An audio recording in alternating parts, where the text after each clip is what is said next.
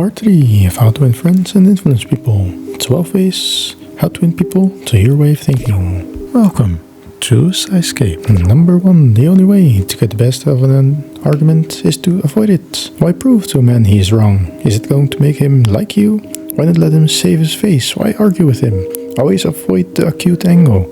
There's only one way under high heaven to get the best of an argument, and that is to avoid it. Avoid it as you would avoid rattlesnakes and earthquakes. 9 times out of 10, an argument ends with each of the contestants more firmly convinced than ever that he is absolutely right. You can't win an argument, you can't, because if you lose it, you lose it, and if you win it, you lose it. If you would have won, you would have made the other person feel inferior, you would have hurt their pride, that person would have resent you, and your triumph. A man convinced against his will is of the same opinion still. Old wise Ben Franklin used to say, if you argue and rankle and contradict, you may achieve a victory sometimes, but it will be an empty victory, because you will never get your opponent's goodwill. So figure out for yourself, would you rather have an academic, theatrical victory or a person's goodwill? You can seldom have both. In an article in Bits and Pieces, some suggestions are made on how to keep disagreement from becoming an argument. Distrust your first instinctive impression. Our first reaction in a disagreeable situation is to be defensive. Be careful, keep calm, and watch out for your first reaction. It may be you at your worst, not at your best. Control your temper. Remember, you can measure the size of a person by what makes him or her angry. Listen first. Give your opponent a chance to talk. Let him finish. Do not resist, defend, or debate.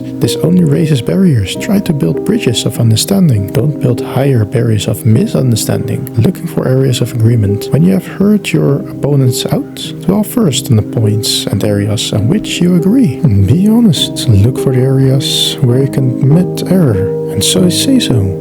Apologize for your mistakes. It will help disarm your opponents and reduce defensiveness. Promise to think of your opponent's ideas and study them carefully, and mean it. Your opponent may be right. It is a lot easier at this stage to agree to think about their points than to move rapidly ahead and find yourself in a position where your opponents can say, "We tried to tell you, but you wouldn't listen." Thank your opponents sincerely for their interests. Anyone who takes the time to disagree with you is interested in the same things you are.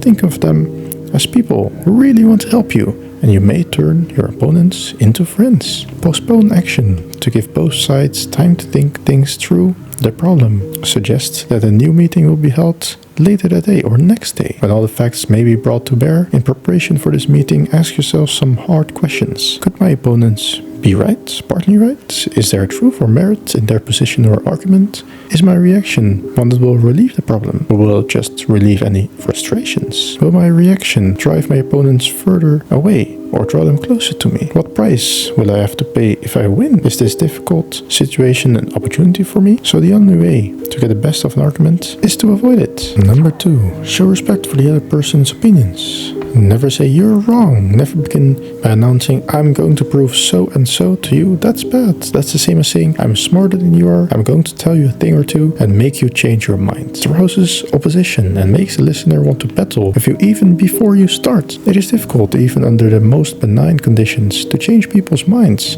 So why make it harder? Why handicap yourself? If you're going to prove anyone, don't let anybody know it. Do it so subtly, so adroitly that no one will feel that you're doing it. Alexander Pope said, men must be taught as if you taught them not, and things unknown proposed as things forgot. Over 300 years ago, Galileo said, you cannot teach a man anything. You can only help him to find it within himself. As Lord Chesterfield said to his son, be wiser than other people if you can, but do not tell them so. Socrates repeatedly to his followers said in Athens, one thing only I know, and that is that I know nothing. Well, I can't hope to be any smarter than Socrates. I have to quit telling people they are wrong, and I find out it pays. If a person makes a statement that you think is wrong, yes, even if you know it's wrong, isn't it better to begin by saying, well, now, look, I thought otherwise, but I may be wrong. I frequently am, and if I'm wrong, I want to be put right. Let's examine the facts. There's magic, positive magic, in such phrases as, I may be wrong, I frequently am. Let's examine the facts. Nobody will ever object, I may be wrong. Let's examine the facts. You'll never get into trouble by admitting that you may be wrong. That will stop all argument and inspire your opponent to be just as fair and open and broad-minded as you are. It will make him want to admit that he too may be wrong. By the way, Carnegie is not revealing anything new in this chapter. 2,000 years ago, Jesus said,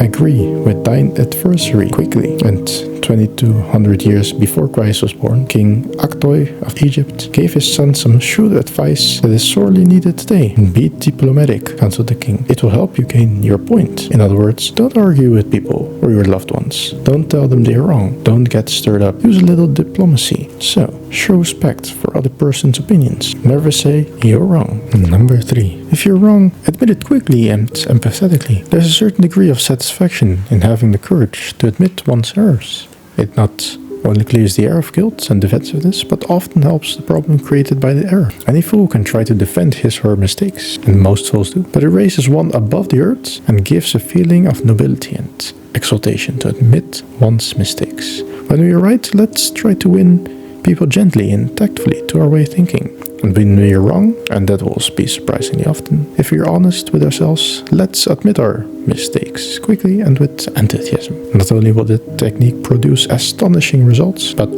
believe it or not, it's a lot more fun under some circumstances than trying to defend oneself. Remember the old proverb, by fighting you never get enough, but by yielding you get more than you expected. So if you're wrong, admit it quickly and empathetically. Number 4, begin in a friendly way. If your temper is aroused and you tell them a thing or two, you will have a fine time unloading your feelings. But what about the other person? Will he or she share your pleasure? Will your malignant tones, your hostile attitude, make it easier for him or her to agree with you? Woodrow Wilson said, if you come at me with your fist doubled, I think I can promise you that mine will double as fast as yours. But if you come to me and say, let us sit down and take counsel together, and if we differ from each other, understand why it is that we differ, just what the points at the issue are, we will presently find that we are not so far apart, after all, that the points on which we differ are few, and that the points on which we agree are many, and that if only we have the patience and honesty and desire to get together, we will get together. The sun can make you take off your coat more quickly than the wind. Kindliness and friendly approach and appreciation can make people change their minds more readily than all the bluster and storming in the world. Lincoln said, a drop of honey catches more flies than a gallon of gall. And this is just as applicable to people. So, begin in a friendly way. Number 5, get the other person saying yes, yes immediately. In talking with people, don't begin by discussing the things on which you differ. Begin by emphasizing and keep on emphasizing things on which you agree. Keep emphasizing, if possible, that you are both striving for the same end and your only difference is one method and not the purpose. Get the other person saying yes at the outset. Keep your opponents, if possible, from saying no. And no response, according to Professor Overstreet, is a most difficult handicap to overcome. When you've said no, all your pride and personality demands that you remain consistent with yourself. You may later feel that a no was ill-advised. Nevertheless, there's your precious pride to consider. Once having said a thing, you must feel that you have to stick to it. Hence, it is of the very greatest importance that the person be started in the affirmative direction. The Chinese have a proverb full of all wisdom of the Orient. He who treads softly goes far. Number 6, let the other person do a great deal of talking. Most people trying to win others to their way of thinking do too much talking themselves. Let the other person talk themselves out. They know more about their business and their problems than you do. So ask them questions. Let them tell you a few things. If you disagree with them, you may be tempted to interrupt, but don't. It's dangerous. They won't pay attention to you, while they still have a lot of ideas on their own, crying for expression. So listen patiently, with an open mind. Be sincere about it. Encourage them to express their ideas fully. La Rochefoucauld, the French philosopher, said, if you want enemies, excel your friends. But if you want friends, let your friends excel you. Why is that true? Because when your friends excel us, they feel important. But when we excel them, they, or at least some of them, feel inferior and envious. So let the other person do a great deal of talking. Number 7, let the other person feel that the idea is his or hers. Don't you have much more faith in ideas that you discover yourself than in ideas that are handed to you on a silver platter? If so, isn't it bad judgment to try to ram your opinions down the throats of other people? Isn't it wiser to make suggestions and let the other person think out the conclusion? 25 centuries ago, Lao Tzu, a Chinese sage, said some things that the people of today might use. The reason why rivers and seas receive recognition of 100 mountain streams is because they keep below them. That way they are able to reign over all the mountain streams. So the sage, wishing to be above men, puts himself below men. Wishing to be before them, he puts himself behind them. Though his place was above men, they did not feel his weight. Though his place was before them, they did not count it as such. So let the other person feel that the idea is his or hers. Number 8. Try honestly to see things from the other person's point of view. Remember that other people may be totally wrong, but they don't think so. Don't condemn them. Any fool can do that. Try to understand them. Only wise, tolerant, exceptional people even try to do that. There's a reason why the other man thinks and acts as he does. Figure out that reason and you have the key to his actions and perhaps to his personality. If you say so yourself, how would I feel? How would I react if I were in his shoes? You will save yourself time and irritation by becoming interested in a cause. We are less likely to dislike the effect. Stop a minute to contrast your keen interest in your own affairs with your mild concern about anything else and realize that everybody else in the world feels exactly the same way. Then, along Lincoln and Roosevelt, you will have grasped this only solid foundation for interpersonal relationships, namely that success in dealing with people depends on a sympathetic grasp on the other person's viewpoint. So, try honestly to see things from the other person's point of view. Number 9. Be sympathetic with the other person's ideas and desires. Wouldn't you like to have a magic phrase that will stop arguments, eliminate ill feeling, create goodwill, and make the other person listen attentively? Yes? Alright, here it is.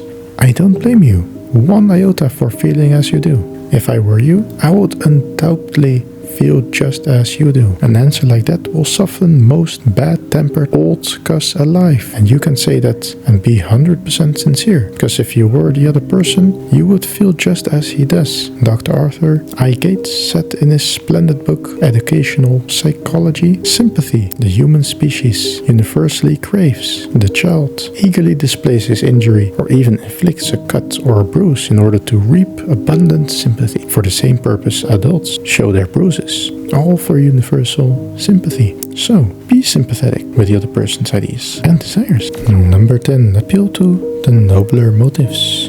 J. Pierpont Morgan observed in one of his analytical interludes that the person usually has two reasons for doing a thing. One that sounds good and a real one. The person himself will think of the real one. You don't need to emphasize that. But all of us, being idealists at heart, like to think of motives that sound good. So in order to change people, appeal to the nobler motives. Number 11. Dramatize your ideas. The movies do it. TV does it. Why don't you do it? You can dramatize your ideas in business or in any other aspect in your life. This is the day of dramatization. Merely stating the truth isn't enough. The truth has to be made vivid, interesting, dramatic.